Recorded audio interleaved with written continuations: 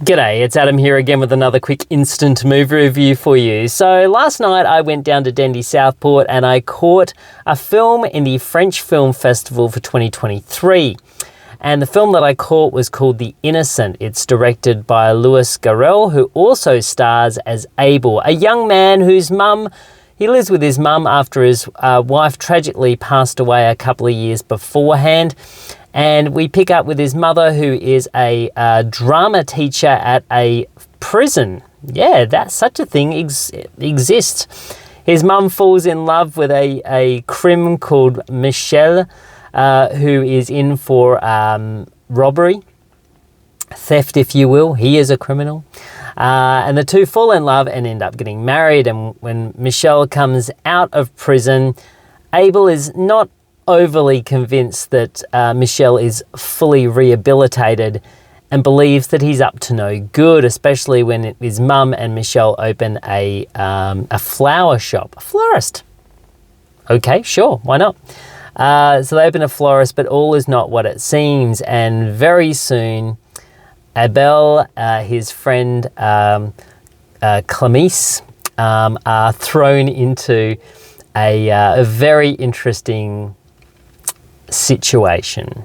And I won't say too much more about this, but this film is also directed by Louis Garrel, who stars in this film as well. It's received a heap of awards overseas, the Caesar International Award. It got some great nominations at Cannes, and it has a pretty starry cast of French actors. One of the actresses who plays Clemis in this film was also seen in a Portrait of a Lady on Fire, in which she was absolutely amazing as one of the leads in that, and she was also in Tar with Cate Blanchett. So this is a young lady whose star is certainly on the rise, and she is fantastic in this film.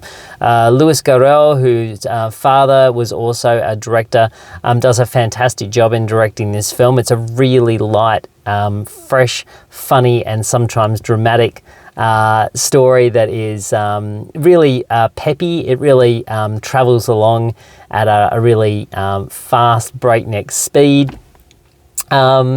And the characters are all very interesting. The lady who plays Abel's mother is a really great actress. Obviously, she's a seasoned French actress. The gentleman who plays Michel is very good. The film is shot in almost a verite style of filming. There is a lot of handheld camera movement. It feels like the film constantly wants to be on a bit of a run, and it's quite grainy. So it's shot.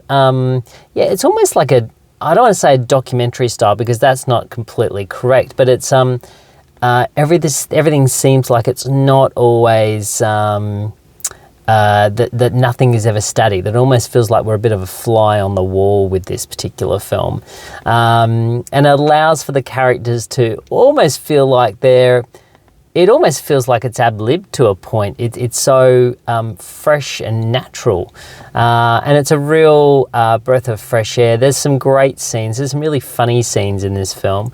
Not slapstick, nothing like that. It's just natural comedy. And there is some great scenes. I can't say too much, because if you do see this film, I sort of want certain things to be a little bit of a surprise, but look, if you get a chance, see The Innocent, not The Innocents. It is not the horror film that came out last year. It's called The Innocent. It's a great French film, and if you do get a chance, go and see it at the French Film Festival. But yeah, I would give The Innocent a good 7 out of 10. It was a really fun, light-hearted French comedy drama. And I'm looking forward to see what the director does next, for sure. And I can't believe I don't know the lady's name, but the female actress in this is phenomenal. If you haven't seen A Portrait of a Lady on Fire, you need to see that movie. That is something else. Anyway, 7 out of 10 for The Innocent. Go and catch it.